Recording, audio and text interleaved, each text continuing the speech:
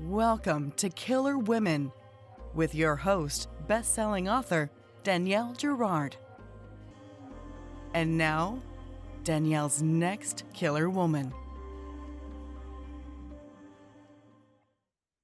Hello, and welcome to Killer Women Podcast, a proud member of the Authors on the Air global network with more than 4 million listeners. I am your host, suspense author Danielle Girard, and my guest today is Shelley Burr. Shelley is the author of the international bestseller Wake. She works at the Department of Agriculture, Water, and the Environment in Canberra, Australia. She grew up splitting her time between Newcastle and Glenrowan. Welcome, Shelley. Thank you. It's so awesome to be here. It's so fun. I love the accent. It's fun to be down under where everything's getting warmer and brighter as things are getting colder and grayer here. I loved Murder Town. So before we get into I want to talk about the main characters and all the juicy stuff. But first, why don't you tell our listeners about Murder Town? Yeah, certainly. So Murder Town is my second novel, and it's the story of a town where it used to be a fairly bustling tourist town. It's the sort of place that people would stop on road trips to get a cup of coffee, a cake, stretch their legs. Just a beautiful little place. And then a series of really awful murders took place there. And since then, the town has just become inextricably associated with those murders. If anybody says the name of the town, immediately what pops into their head is those images of the horrible things that happened there. In the years since, the town has gone into a real economic decline. It's been bypassed. There's not as many jobs. The businesses are really struggling. And so the people of the town are presented with this very dark idea of they will start running a walking tour through the sites of the murders, and that will attract people back to town. They'll start going to the businesses and things will pick up again.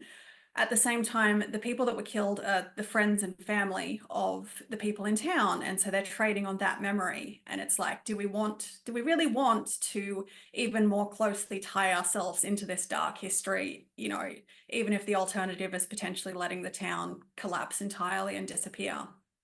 The main character is Gemma, who was working in her family's tea shop on the night of the final murder and actually failed to let someone in that she thought might be a threat to her safety, but unfortunately turned out to be the final victim. And so since then, she's lived with this idea of, if I'd opened the door in time, would that person have survived? And they're gonna have a town meeting at the tea, in the tea shop to talk about whether or not this tour should happen, and then somebody's dead.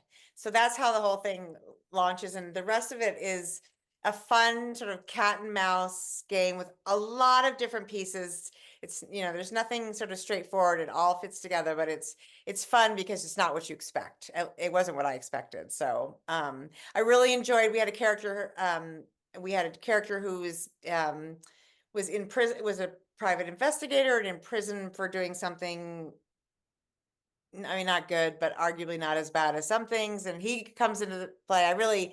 I enjoyed everything about that. Gemma is interesting because Gemma, it's hard. It was just kind of maybe hard to describe her position in a short interview, but she was involved with somebody else before she became involved with the man who is the father of her child. And so she has all these sort of, and I guess because it's a small town, right? You think about these small towns and everybody knows everybody. Everybody's known each other since they were kids. And so everybody has, perspectives about who people were and what they're capable of, which may or may not be realistic, right? Not everything if we bring from childhood is who we become as adults. So it's really fun to see. And her perspective, I think, is, she's somebody who potentially gave up a lot, which I think, women do, right? To raise her child the best she could, and ended up coming back to this small town to raise Violet. And that is interesting too. So tell me how your ideas happen. This is your second book. It sounds like your first book was, a really big book. I haven't read it yet. But how did the stories emerge for you? Because this is a complicated story. This is not like this thing happens and then, there's an ending. Yeah, so there's really two phases for me of, particularly with Murder Town, of coming up with the idea of, I remember when I first came up with the idea that I wanted to explore this particular situation that the town was in because I was reading a news article about a town here in Australia called Snowtown. And it's a little bit more challenging doing the international interviews because in an Australian interview or at an Australian festival, I just say that word and everybody gasps. Oh, uh-huh. Oh, yeah, Snowtown. We all know what you mean by that. Whereas international audiences, it doesn't Not have that yet. immediacy No. of the imagery. And so there was a series of awful murders that happened in real life in Snowtown, and they are not the inspiration for the murders that happen in the book Murder Town, but it's a very similar situation of that, they were called the Snowtown murders, and so everybody immediately thinks of them when you mention the town. And Right. so I was reading an article about the people who still live in Snowtown and love it there, and just the situation that they're facing of, do we lean into this history or do we try and step away from it, change the name of the town? And in that article, it mentioned that they actually have people that come to town to take selfies in front of the location. The bodies were found in a bank vault stored in barrels. And so Yeah. people come into town to take photos of themselves in front of the Snowtown Bank because it's associated with those murders. And so the moment I read that, it was just like this click of, oh, I've got to learn more about that, and I have to explore that a little bit. And so whenever I'm trying to come up with an idea for a story, I'm always looking for people in an interesting situation that that I'm not sure what I would do if I was put in that situation. And so Right. that's where there's space to explore it a bit more. And then, so I knew I wanted to write this story about this town. And from then I needed characters to populate it. And Gemma, very early on, I understood that I wanted to explore that idea of not opening the door to someone because you understand the situation that she's in. There's been this series of murders in town. Everybody's on high alert. Everybody's installed new deadbolts. Her mother gives her an Anne Rule book about Ted Bundy and how to avoid killed by a serial killer. And so she does all the right things. And she doesn't open the door and she doesn't let herself be a victim. And somebody else dies as a result. And so she's been living with that. And, there's other consequences from that decision. It really changes the course of her life. And it's interesting that you mentioned earlier about like growing up in a small town and everybody knowing you since you're a kid and trying to grow past that. She's in a really interesting situation that she simultaneously grew up really, really fast and became an adult much sooner than most people did. She's running a business. She has a child. She's, trying to keep everybody around her together and afloat. But also at the same time, she's a little bit frozen in that place that she was as a 19-year-old and, hasn't necessarily developed the way that she might have if she'd gone out into the world and lived a different life. Yeah, I mean, she's literally living in the building that, right? I mean, that she sort of grew up in, and you can absolutely see how that is. Okay, so how does Gemma appear? There's actually a lot of really great characters and moving pieces in it, but I assume Gemma comes first in your mind, and as you created it, what made you sort of like? So I guess what I want to know is like, do you sort of think about the plot and think, okay, obviously I need people who have real vested interest in this town, who this town really matters to. And that makes sense. A lot of those characters feel that way. But what about so what about Gemma? Like the aspects of like a marriage and, what's going on inside that when they have a, almost adult kid. And then they have these, other friends around, who have adult children. So are you building it, like, are you mapping out a world? Or are you sort of like, how does that work? I am, when it comes to my characters, I'm much more intuitive. Like I am very much a plotter when it comes to the overall arc of the book. I like to sit down and have my outline and know what happens. But with my characters, I'm a little bit looser and just sort of, it's a little bit like, if I want birds in my garden, then I build the right birdhouse for them and see what shows up. And it's a little bit like that with me, with characters, of that I've found a situation and I've got a setting, and then I sort of sit with it for a bit and it's like, all right, well, who would live here? and what do they look like? What do they act like? How are they reacting to this situation? You know, and the character builds from there. And it was actually really challenging, the characterization of Gemma, throughout the writing and editing process, because um, I think subconsciously I understood what I was getting at before I fully consciously knew what I was trying to Sure. do. Sure. And so sometimes I would come back with things from the editor that, like, we don't understand why she's doing this. Like, maybe she should Right. do this instead. Like, it would make so much more sense if she did this instead. And I would have to say, yeah, you're right. It would make so much more sense. And that would be a valid solution, but it's not what I'm getting at. And they say, well, what are you Right. getting at? And I'm like, I don't know. Right. It's like how, it's like you don't know the character quite well enough to understand their motivation for doing something, even if you see them do it. And I think sometimes from my experience, sometimes when I'm writing, it isn't really that I'm not a plotter. I have a sense of where the story is going, but the characters tend to make their own decisions, which I know makes it sound like I'm sort of like some sort of medium, but I do feel like when you're sitting there, the character does something and you're like, well, why are you doing that? And it's sort of, sometimes they're not emphatic about it and you can sort of shift them, but sometimes I feel like they are emphatic, and it's about figuring out why, what the motivation is for doing that, rather than saying that's not what we're doing, because the characters can be quite stubborn. And if you try to change them in a way they don't want to be changed, it can oftentimes make a mess of a book. So how many iterations so also this is your sophomore book, right? Which is, there's like this That's right. this whole world. I imagine you spent a lot of years writing Wake. Usually the first book you have all this time. And so tell us about that. How was the second book sort of a different process for you?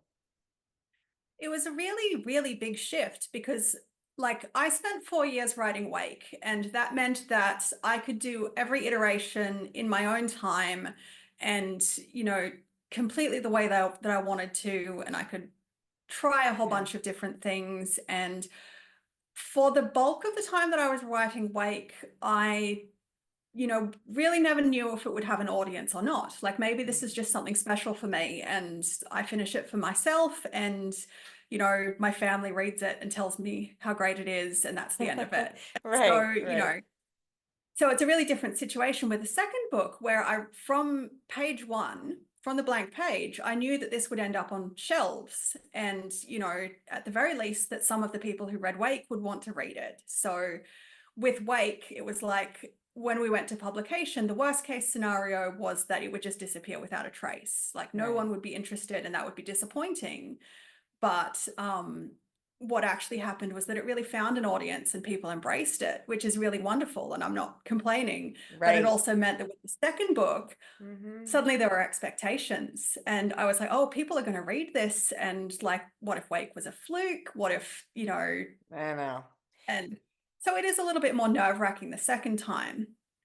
And at the same time, it was also a really different process because I had my editors involved and my agent. And so I was sending very early drafts to them, which I'm currently writing a third one. And I really pulled back on that this time. I was much more like, I have to be completely sure about what I'm doing before I start sending it out, because, like, Right. my process otherwise would be very frustrating for them, because it is sort of, I write very rough to start with, and then I Right. iterate and improve. And, sometimes I'll do a draft that's just focused on one character and getting them right, and we just come back to it until it's, something that I'm happy with.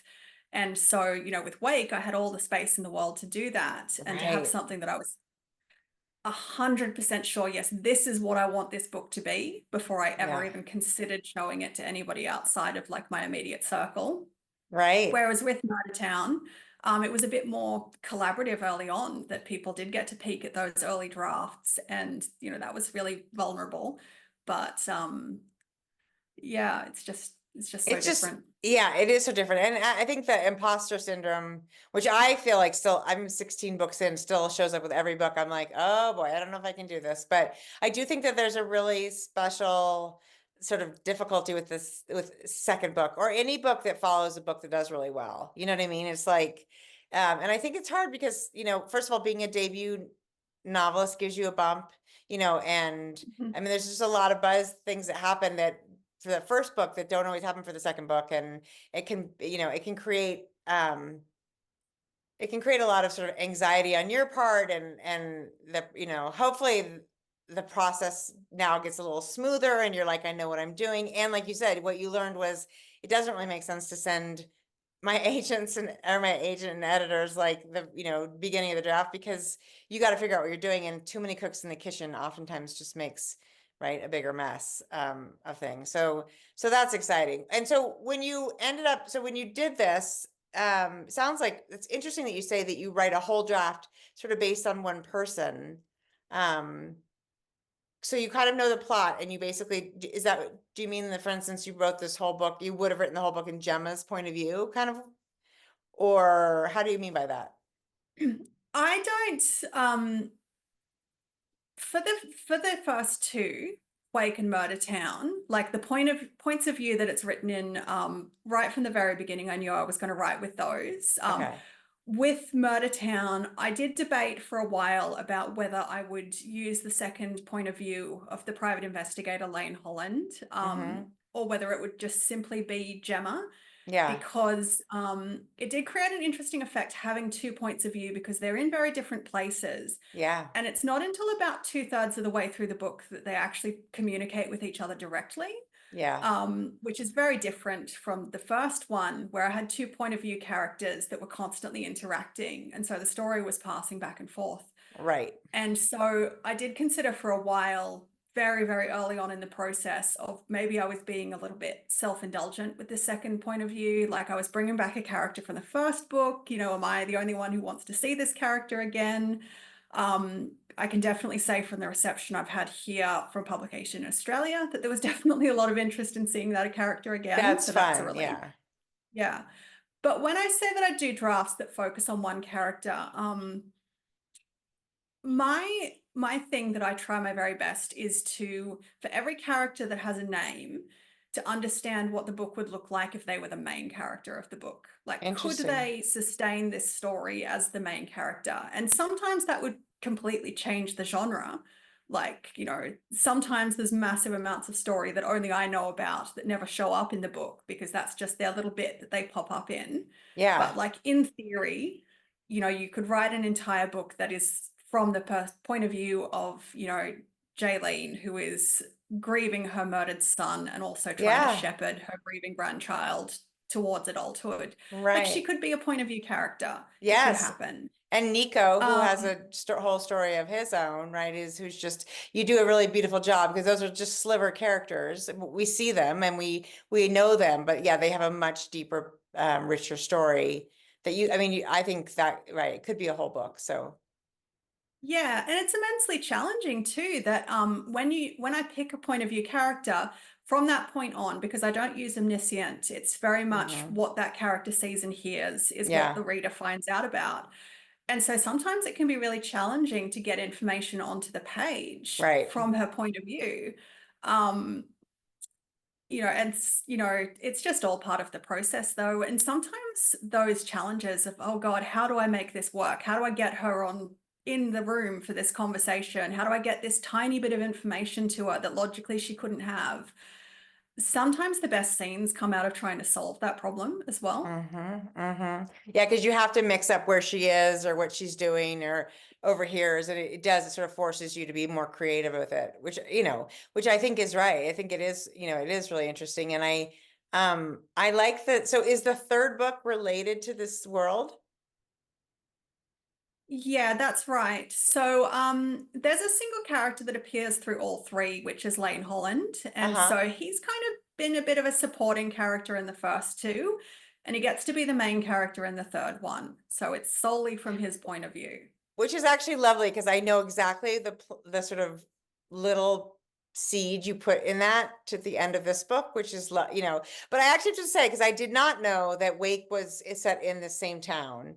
And I read this as a standalone, even with the little sort of like smart plan at the end where Lane could go on to do something else. I was like, oh, this is a beautiful standalone. I like that it gives us, the view of something that could happen after it, but I didn't feel like I was reading a series and I'd miss something. But now knowing that Lane is in the first book makes a lot of sense because he's gone through a lot already in this book, and I think that's lovely. I did not know that, and that's I think that is a really lovely way of doing connected stories. You know, if you want to call it a series, I don't know how. I feel like everybody names these things a little bit differently. Yeah, and I think that that's a really cool thing that crime fiction in particular can do. That you can have a series, but for the majority of crime fiction series, you could pick up book number 8 and read it and Yeah. understand. And maybe you're missing a little bit of the nuance of, you know, what the characters' past relationships have been and things that have happened to them in the past. But they're always designed for that idea that you can pick this one up and you can understand this mystery. And if you loved this mystery, then you can always go back and read the first 7. Right. So that's a big part of what I was trying to do, that they are 2 standalone novels that share a character. And so what happens in the first book, Wake, does inform Lane's behavior in Murder Town. But if you wanted to read Murder Town first and were like, I really found that character super interesting, I'd like to know more about how he ended up in this situation, you could go back to Wake and read it like a prequel. Like, it's not Yeah. going to ruin either book for you, and it's not going to be difficult ever to follow what's happening in Murder Town if you haven't read Wake first. I agree. I didn't have it. I didn't have any, I didn't have it. And I didn't even think about it, like, which I think is lovely, because sometimes you think if you know a book is a second book, or if you're reading and you think this definitely has been planted somewhere else, and it distracts from just the story that you're being told. And as we know, books come out every, year, 18 months. So sometimes even if you're into a series, it's like, oh God, do I have to reread that? Do I have to remember what it's about? And it's lovely when you can pick it up and just read through it and be like, I'm not missing, I don't feel like I'm missing anything because this isn't the first, or it's not a standalone. So that was really beautifully done.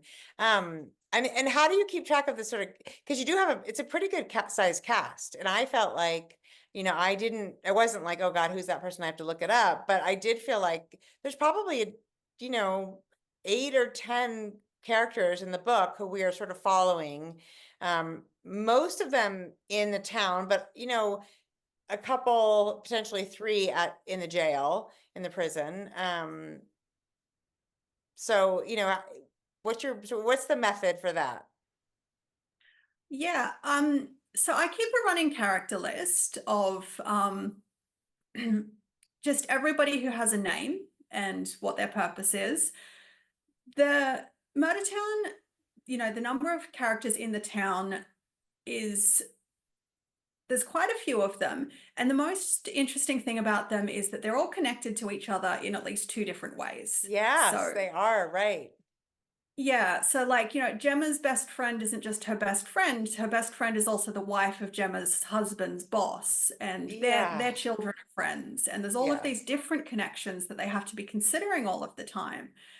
And so anytime any character in the book makes a move, it's going to affect everybody else in some way. Yeah. And so just trying to keep all of those plates spinning and understanding who everybody was, part of it is just that I've reread the book so many times by the time it actually gets to the point where it's finished and ready for publication, that that does make it a lot easier to keep track of these people. Yeah.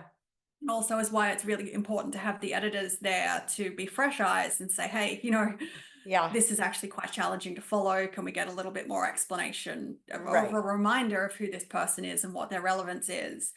And I also do keep a character tracking list of who everybody is. I did actually sit down and attempt to map out the relationships, like a relationship web, and it Yeah. actually became too challenging, because Yeah. they're all connected so many different ways that it was immediately this spider web. Yeah. And I realized that the only thing I really need to understand is that spider web exists. And so just to remember that anything that's happening is affecting everybody, which, again, could be challenging at times through the writing, because then anytime a character made a move, all of the other characters would have a reaction. And so Right. I needed to remember wose reaction the reader would be frustrated not to see. Right. And right. That's interesting yeah, too. And that gives sort of the idea, it's got so much authenticity to the idea of the small town, because I do think actually that is exactly, how a small town works. I mean, I have lived in a couple of sort of smaller areas, and for sure, I think, and especially when it comes to sort of people who are interrelated by job, family, marriage, blood, then it gets really, it can get really sort of heated that way. Well, I think that's smart. So can you tell us about how long it's taken to write these books? Because it does sound like, and you work as well, full time? Um, no, I actually write full time Oh, now. you do? Okay. Okay. I think Yeah, your so bio still talks about your previous job, but I'm glad you can do it, because otherwise I'm like, how are you doing this with a full-time job? So with Murder Town, I've been able to write full time. So that's really helped a lot with the time management. I still, I have a family as well. We've got a young daughter. yeah, So I'm still juggling, getting her to school, getting the dog walked. We have a little bit of property with some goats and chickens, and so I have to make sure they're all fed and right, watered and not into something. Um, so time management, it can be pretty challenging. totally. Um, from the publication of Wake to the publication of Murder Town in Australia was 14 months. So Wow. that was a bit of a shock after having 4 years to work on Wake, but that's just kind of the way it goes. Like, the Yes, old saying, you've got your whole life to write your first book and then about a year to write the second one. And working on the third one now, I went back to them and I said, look, I think that was a really unpleasant process for everybody trying to get yeah, it done in that length of time. right, Like, you know, a book a year, it's ideal for readers. Like, as a reader, I really love it when the authors I love can put out a book a year. But I yeah. think about a book every other year, a book every 18 months is the speed that works for me.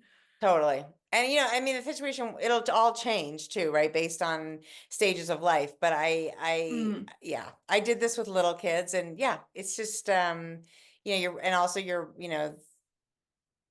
managing a bunch of other things. It's not, and I did it with a full-time job for a while too, and that's hard too. So it's a tough thing, because you have to find some like empty space, in your brain. And if you have a million things you're responsible for, the empty space is kind of hard to come up with, right? Yes. I totally feel that. Well, I loved Murder Town. I definitely will look forward to reading Wake. Can you tell our listeners where to find you? I know you're on Instagram, because that's where I found you, but do you have a website and all that other good stuff? Yes, I do.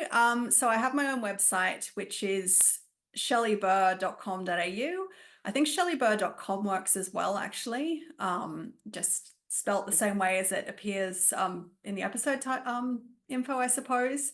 Yeah. Just watch that EY in my name. I am on Instagram as Shelley Burr Writes. There is a Twitter account that I was using, but I just kind of hold the name now so that nobody else grabs it and pretends to be me. So I'm not actively on that site anymore. And I also have a Facebook page, also Shelley Burr Writes, like Instagram. So Okay. those are And all the places that I'm yeah, and active.